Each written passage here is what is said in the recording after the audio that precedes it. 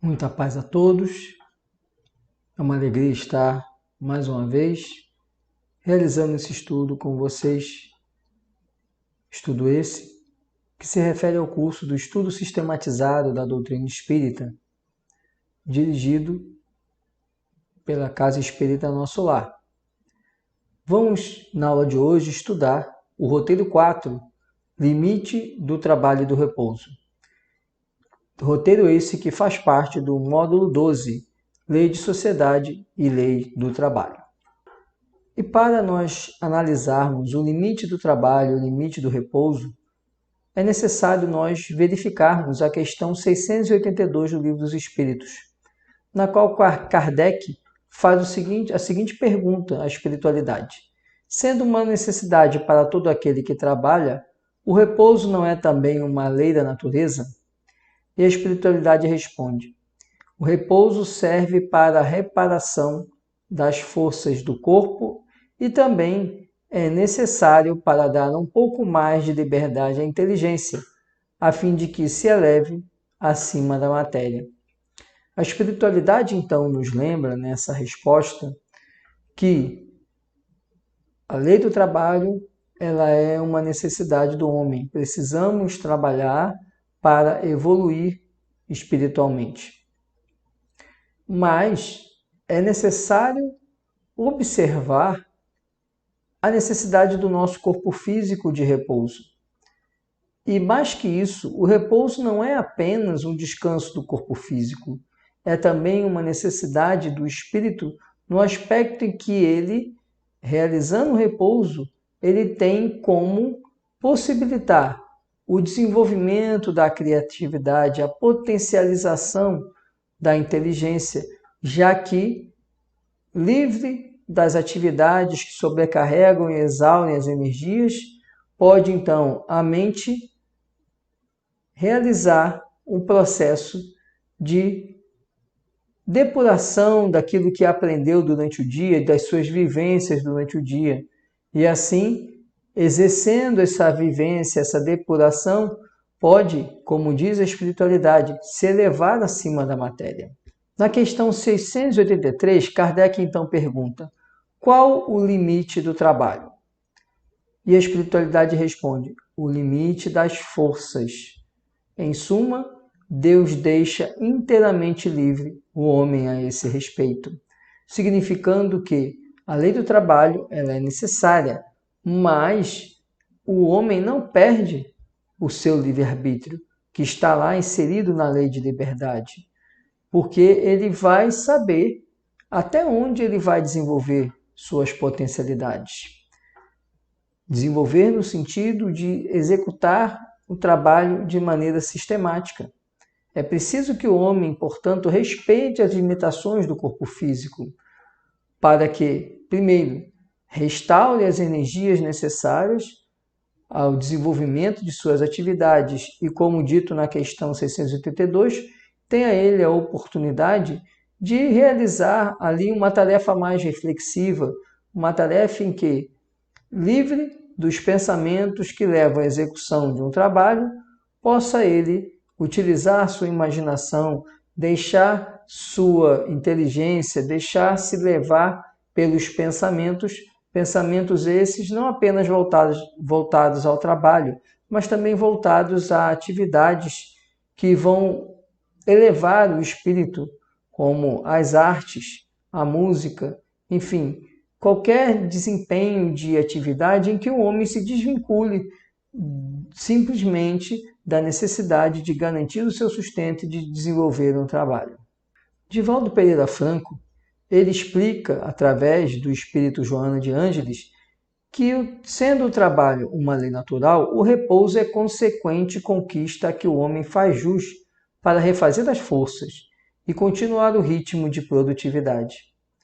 O repouso se lhe impõe como prêmio ao esforço despendido, sendo-lhe facultado o indispensável sustento nos dias da velhice, quando diminui o poder criativo, as forças e a agilidade na execução das tarefas ligadas à subsistência.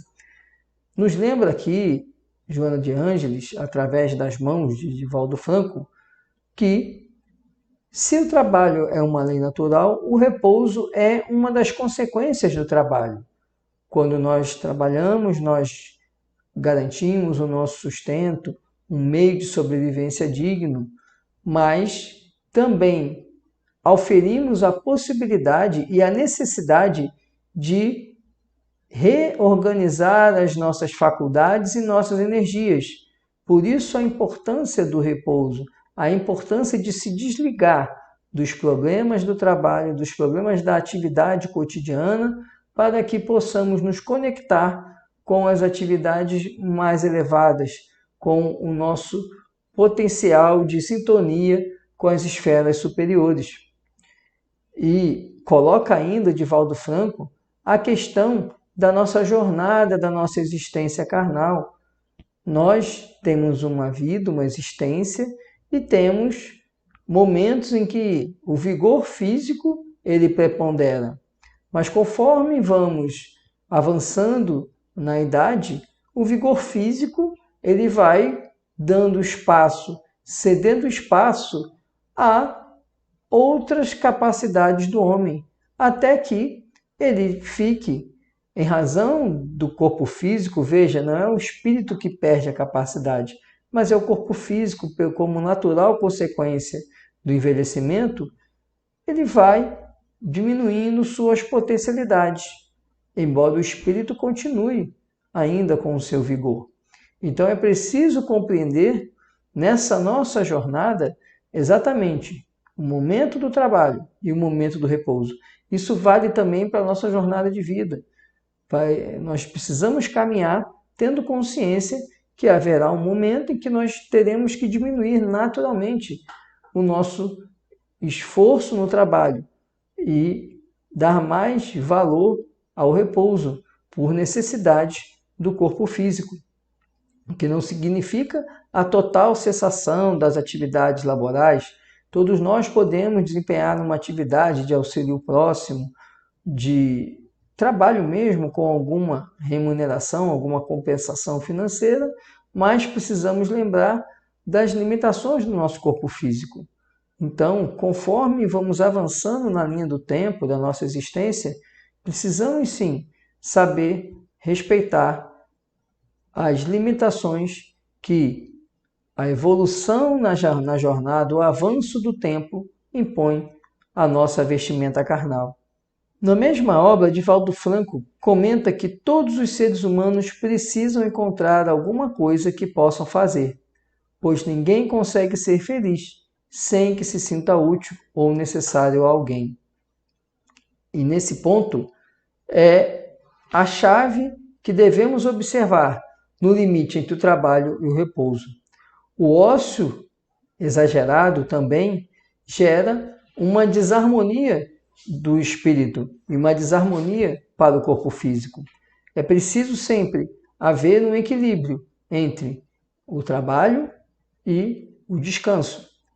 Simplesmente negligenciar o trabalho também gera para o indivíduo uma série de prejuízos de ordem psicológica e de ordem também orgânica.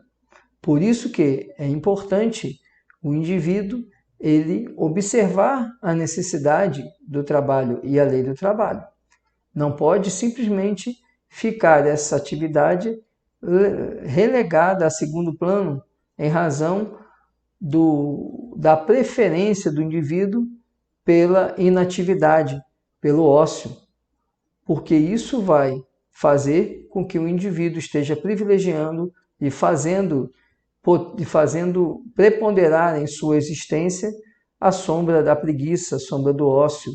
Todos nós, então, devemos procurar algo em que possamos nos reconhecer no trabalho e ser útil para o próximo e para a nossa existência. Dividido o tempo entre o trabalho, o lazer, a ação e o espairecimento, ampliam-se as possibilidades da existência do homem, que então flui a decorrência do progresso na saúde, nas manifestações artísticas, na cultura, no prazer, dispondo de tempo para as atividades espirituais igualmente valiosas, senão indispensáveis para a sua paz interior. Mediante o trabalho remunerado, o homem modifica o meio, transforma o habitat, cria condições de conforto. Através do trabalho abnegação, do qual não decorre troca nem permuta, remuneração, ele se modifica a si mesmo, crescendo no sentido moral e espiritual. Joana de Ângeles, mais uma vez, na mesma obra que vínhamos lendo os trechos, que estão no nosso material, do tomo 2 do Este, nos apresenta que tudo na vida é equilíbrio. Trabalho e lazer, equilíbrio. Ação e inação, equilíbrio. Em razão desse equilíbrio, nós vamos caminhando na evolução da sociedade, evolução da tecnologia, evolução no aspecto da cultura, manifestações artísticas. Então, quando desenvolvemos um trabalho voltado para obtermos compensação financeira, estamos desenvolvendo um trabalho que também é em prol da sociedade. E por isso já temos a compensação, que é o salário, os rendimentos, os lucros, enfim, tudo aquilo que nós oferimos no aspecto econômico em razão do nosso trabalho. Por outro lado, nós temos uma figura que também é trabalho, só que é o trabalho à abnegação. É o trabalho em que nós nos doamos ao outro, sem nada receber em troca, ou, melhor ainda, sem nada esperar em troca. Esse trabalho à abnegação, enquanto no trabalho remuneração nós temos a compensação aqui mesmo no mundo material, esse trabalho à abnegação se reverte numa compensação espiritual, porque é ele que nos permite evoluir espiritualmente, avançar, aprender a compreender o outro, aprender a prática da caridade no sentido estrito da palavra ensinada por Jesus Cristo, aprender a servir ao outro sem esperar nada em troca. É essa atividade, junto com a atividade do trabalho e remuneração, que se completam na lei do trabalho. E tanto para uma como para a outra, é preciso também observar a necessidade do descanso. O repouso, ele deve ser observado, tanto no trabalho remuneração como no trabalho abnegação. Os dois são imprescindíveis, os dois devem ser praticados como lei do trabalho que são durante nossa jornada em reencarnatória, nossa jornada no corpo.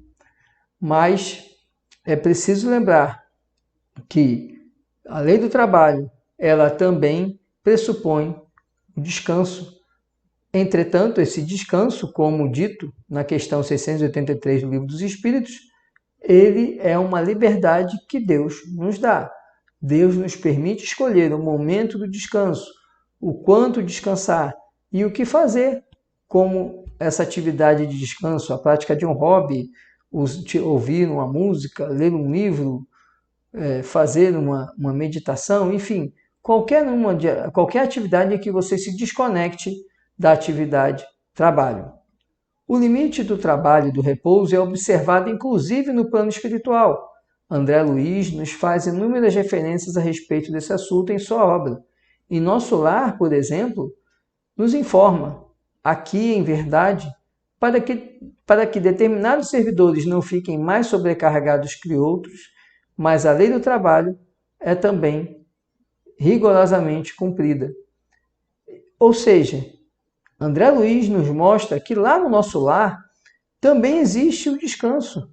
Se há o trabalho, como eu disse na aula passada, que inclusive é remunerado por meio do bônus hora, também existe a necessidade do repouso, para que aqueles espíritos, vejam, todos ali já estão fora da carne, são desencarnados, mas eles precisam também aurir as forças espirituais, as energias que mantêm o espírito em atividade. Então precisa, lógico, não experimenta as mesmas vicissitudes que experimentamos no corpo físico, mas eles também precisam de um momento para reorganizar suas energias, reharmonizar seus vórtices, seus centros de força, reorganizar sua potencialidade espiritual. Então, André Luiz nos apresenta isso no nosso lar. Não só no nosso lar, como também na obra Os Mensageiros. Em Os Mensageiros, há um relato do benfeitor Aniceto, relacionada a uma específica distribuição de tarefas entre os colaboradores. Na oficina, disse-nos bondoso, encontramos revigoramento imprescindível ao trabalho. Recebemos reforços de energia, alimentando-nos convenientemente para prosseguir no esforço. Mas convenhamos que, para muitos de nós, a noite representou uma série de atividades longas e exaustivas. Necessitamos de algum descanso.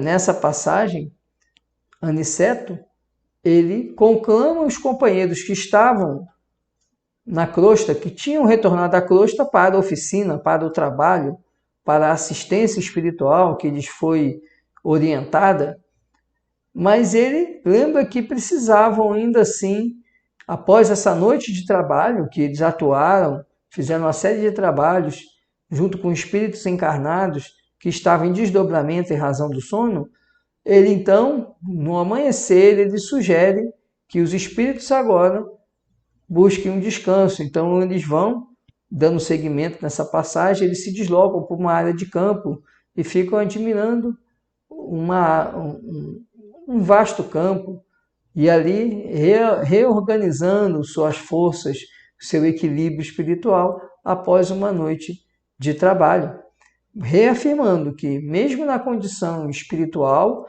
teremos que observar a lei do trabalho, mas também sentiremos a necessidade do descanso, do repouso.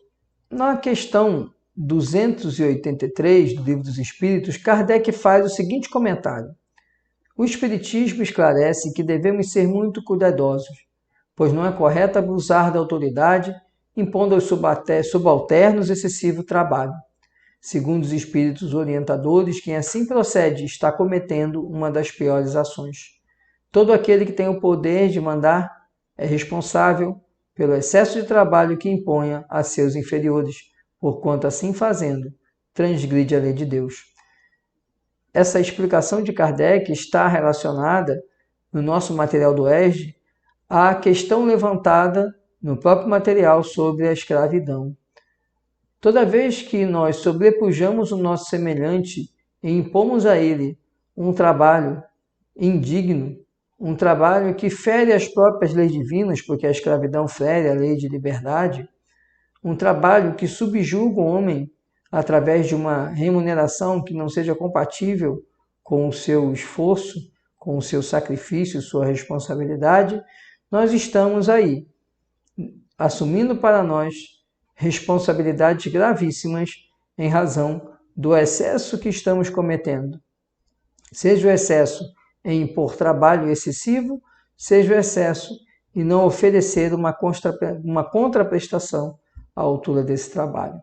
Nos lembra então Kardec que em todas as situações da vida, quando a nós foi dada a responsabilidade na condução dos nossos semelhantes, seja na nossa pequena empresa, seja no nosso ambiente doméstico, seja em grandes repartições, em qualquer uma em que você esteja numa posição de condução de pessoas, não nos é lícito abusar dessa autoridade terrena, desse poder efêmero e momentâneo que nos foi entregue, porque fazendo isso, exacerbando nas exigências com o nosso semelhante no aspecto do trabalho, nós não estaremos atendendo à lei do trabalho, estaremos aviltando a lei do trabalho, a partir do momento que aviltaremos também a lei da liberdade. É sobre isso que Kardec nos lembra de que nossa responsabilidade é cumprir as leis divinas. A lei do trabalho também é uma lei divina, assim como a lei do descanso. E se nós precisamos cumprir isso para nós, também devemos ser um instrumento de cumprimento da lei divina em relação ao nosso semelhante, que de alguma forma esteja vinculado a nós numa atividade laboral. Esse era o conteúdo que tínhamos para a aula de hoje. Muito obrigado a todos pela atenção. Desejo a todos muita paz e até a nossa próxima aula. Fiquem com Deus e fiquem em paz.